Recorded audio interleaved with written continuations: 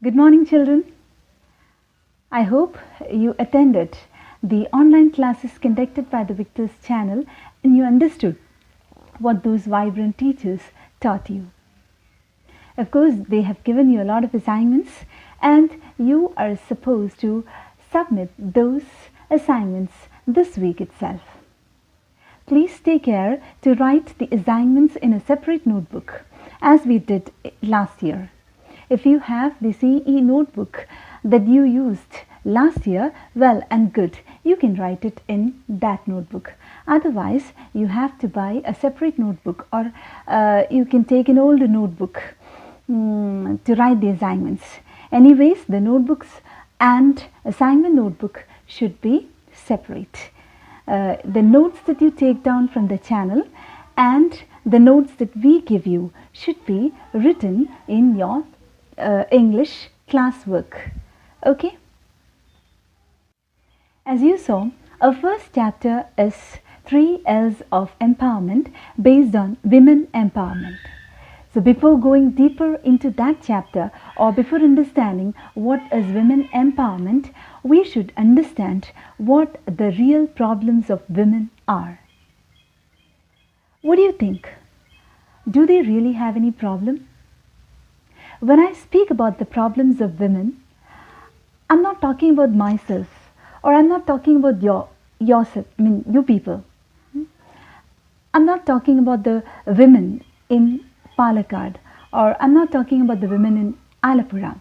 I'm talking about the women in general. I would say that you people are really lucky because you have the opportunity to go to school. Your parents have understood the importance of education, the value of education, and they are sending you to school. While thousands of girls in India are denied education. So, denial of education is one of the primary problems faced by women in India. India is a country where women are glorified as goddesses. Women are given the status of a goddess. We might have heard people saying Stri Ammayana, Deviyana, right? This process is called deification. Deification. Last year we saw personification. Personification means giving human attributes to inanimate things. Deification is the process of giving the attribute of a god or a goddess to human beings. You should understand that this is a clean trap. You people are going to be trapped when you are called goddess. A goddess is supposed to be confined in a temple, right? A goddess resides in a temple, in a shrine, in a sanctum, Ambalathil, Shri Kovilil, right?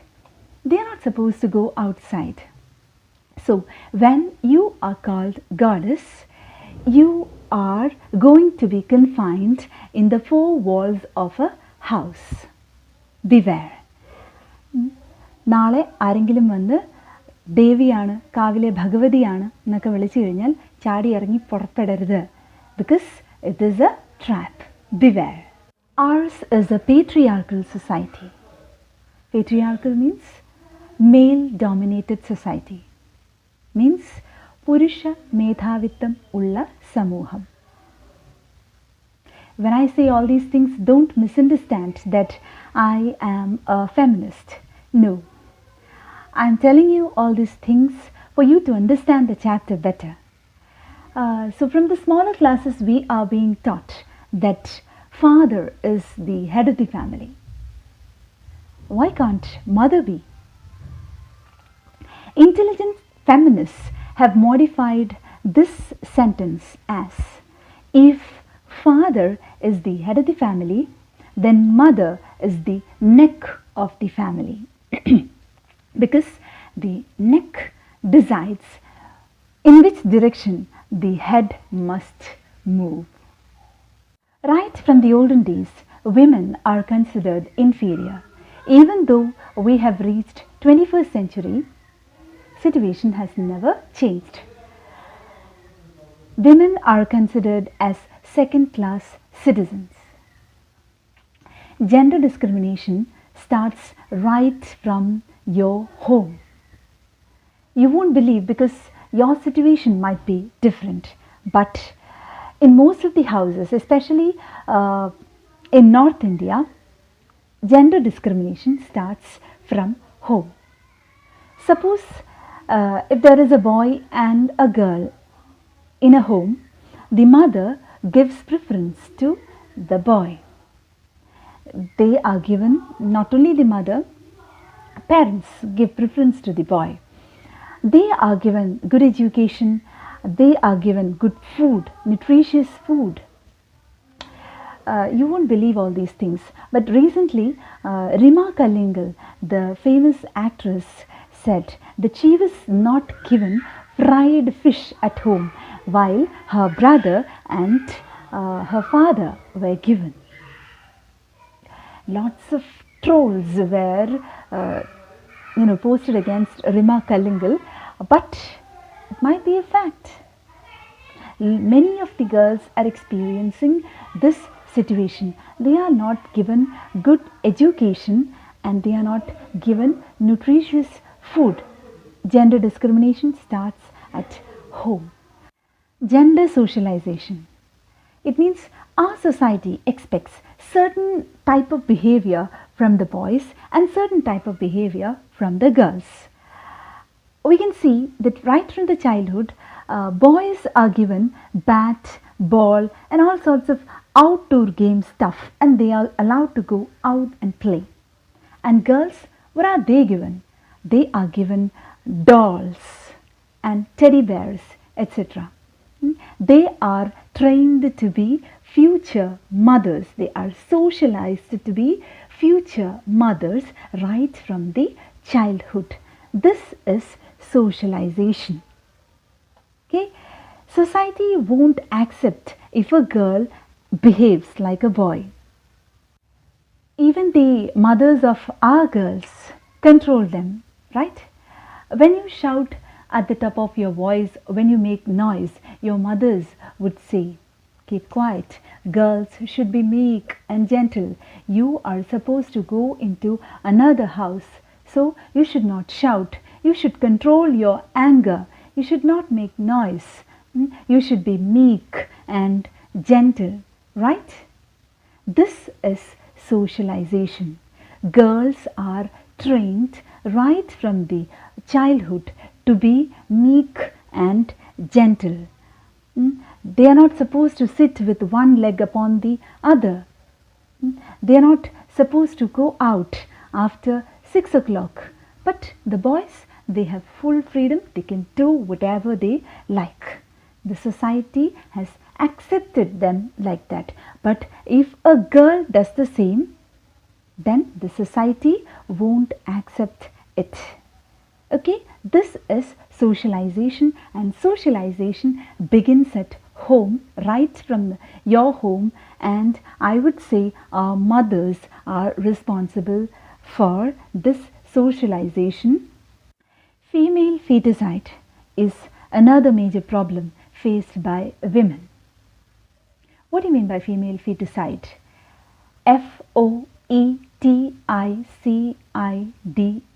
feticide means pen bhrona hatya.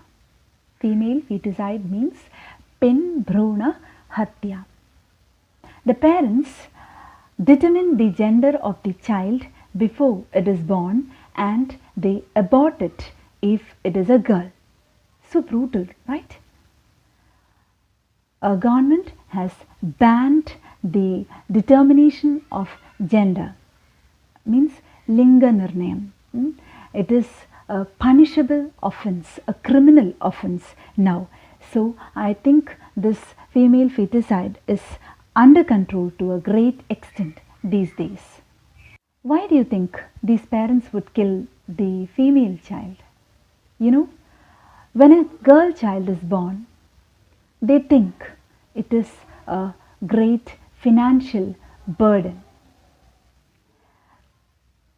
Right from the childhood, the parents would be thinking about how to get these girls married off.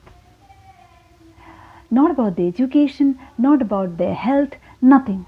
The parents think about, I'm not talking about your parent or my parent, I'm talking about parents in general.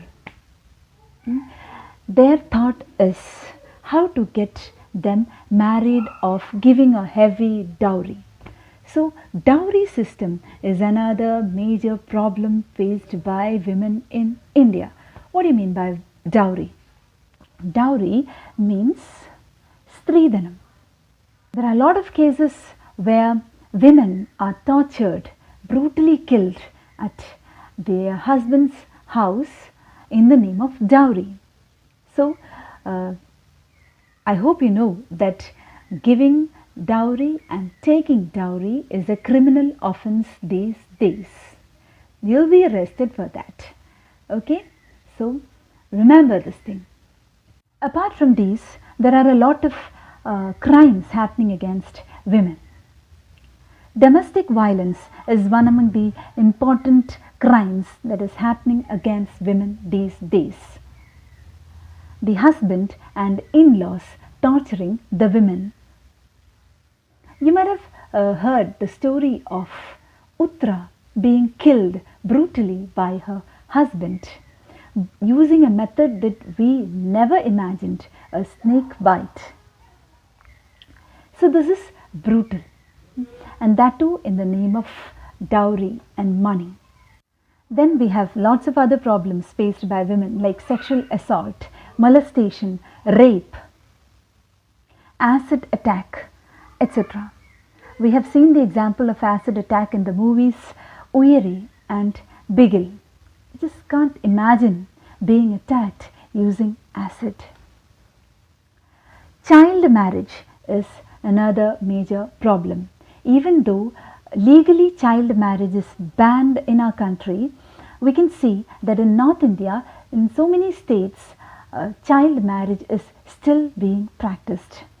Girls below 10 years are being married off even today. Can you imagine? Sati system, ban on widow remarriage, then Devadasi system, etc. Were the problems faced by women in olden days. Thank God these things are not being practiced today. So these are some of the major problems faced by women in our country. So I have given you just an outline of the problems faced by women. Watch the video again and again. Note down what are the major problems that I discussed. Then you can do a research on this and find out more problems faced by women. Hope you understood what I said. If you didn't understand, please message me. I'll help you. Okay? Then, so this is your assignment. What are the problems faced by women? An essay on the problems faced by women in our country. Write it down in your assignment notebooks. I hope you remember our last assignment that was write about a woman who has really inspired you. So both the assignments should be written in your assignment notebook. In addition to that, you are supposed to write the assignments given by the online teachers too. Okay, so that's all for today. See you later. Bye-bye.